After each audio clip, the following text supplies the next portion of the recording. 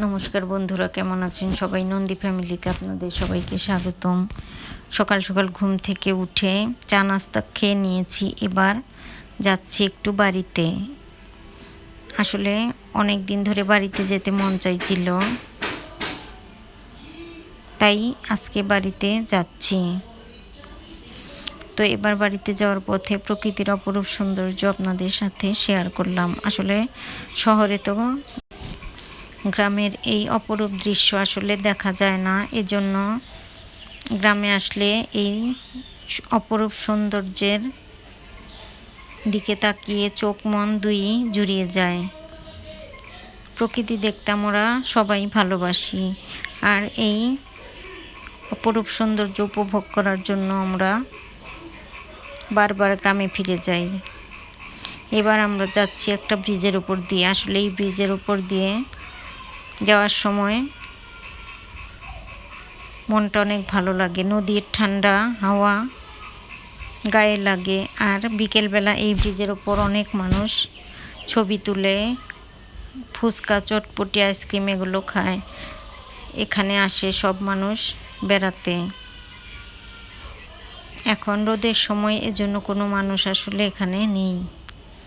এবার আমরা বাড়ির খুব কাছাকাছি চলে এসেছি। শহর থেকে গ্রাম পেরিয়ে এবার আমাদের গ্রামে নিজ বাড়িতে চলে আসলাম।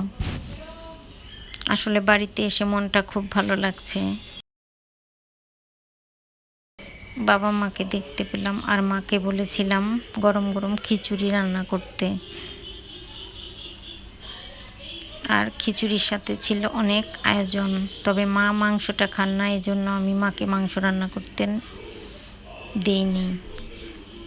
ইলিশ মাছ ভাজি, খিচুড়ি, চাল কুমড়া ভাজি, মাছের ঝোল, ভাতের সাথে খাবার জন্য ডাউল ছিল ডাঁটা দিয়ে, আরও একটা মাছ ছিল রান্না, আর পায়েসও ছিল, আর লেবু। তো গরম গরম খিচুড়িটা খেয়ে নিলাম। সবার খাওয়া অবশ্য হয়ে গিয়েছে, আমি আর মা এখন খেলাম। ও আমের চাটনিও ছিল, আমাদের বাড়ির গাছের আম। সারাদিন আম পড়তেই থাকে, এখনও আম পাকেনি। এবার রাতের বেলা চলে যাচ্ছিলাম, কিন্তু বৃষ্টির জন্য আর যাওয়া হলো না। খুব সকাল সকাল ঘুম থেকে উঠে রওনা হয়েছি বাসার উদ্দেশ্যে, আর সূর্য এখনও ওঠেনি।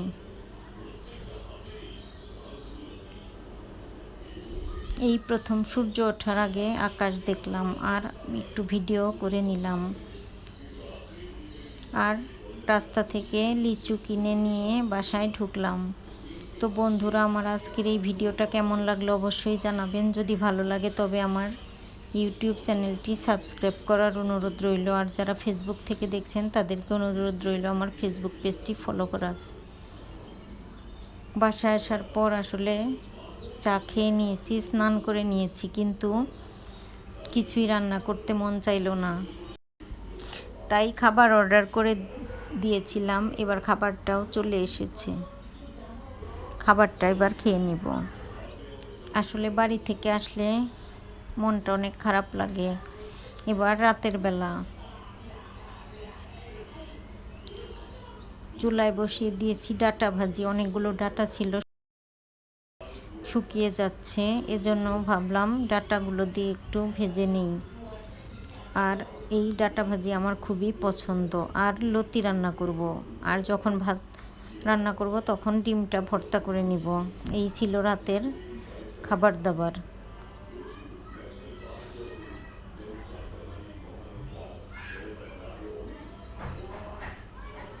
আসলে কালো জিরে ফোড়ন এই ডাঁটা ভাজিটা পেঁয়াজ দিয়ে খেতে ভীষণ ভালো লাগে, আর এটা দিয়ে ভাত খাওয়া হয়ে যায়।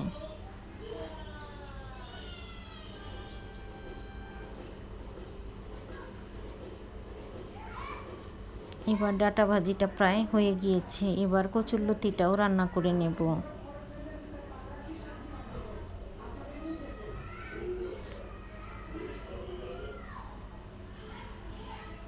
তো বন্ধুরা, আজ এ পর্যন্তই। দেখা হবে নতুন কোনো ভিডিওতে। সে পর্যন্ত সবাই সুস্থ থাকবেন, ভালো থাকবেন। এবার কড়াই বসিয়ে দিয়ে দিলাম রান্নার তেল, দিয়ে দিলাম কালো জিরে ফোড়ন, আর এবার রসুনটাও ভেজে নেব।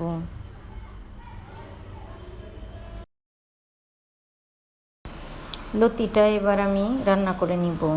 প্রথমে তেলে কালো জিরে দেওয়ার পর এবার আমি রসুন কুচি করে নিয়েছি, রসুন কুচিটা দিয়ে দিব।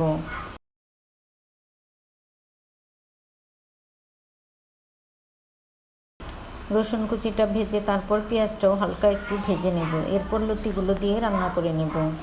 আসলে আমি লতি রান্নায় তেমন কোনো মশলাই দিই না, হলুদ গুঁড়ো আর হলো লবণ, হলুদ গুঁড়ো আর লবণ। তবে মাঝে মধ্যে একটু জিরে বাটা বা জিরে গুঁড়া দিই, আর মাঝে মধ্যে দিইও না। আর নামানোর আগে একটু চিনি দিয়ে নামিয়ে নিই, তাহলে লতিতে চিনি দিলে খেতে ভীষণ ভালো লাগে। এবার লতিগুলো দিয়ে দিলাম, পেঁয়াজ রসুন ভাজা হলে তারপর লতিটা দিয়ে জল না দিয়ে ঢাকনা দিয়ে কষিয়ে কষিয়ে রান্না করে নেব। আসলে লতিগুলো এমনিতেই নরম, সিদ্ধ হয়ে যাবে তাড়াতাড়ি।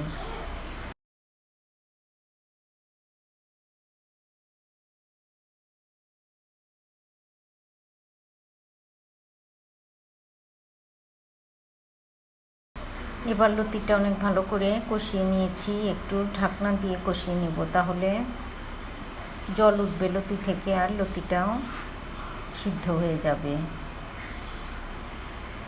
তো বন্ধুরা, আজ এ পর্যন্তই, দেখা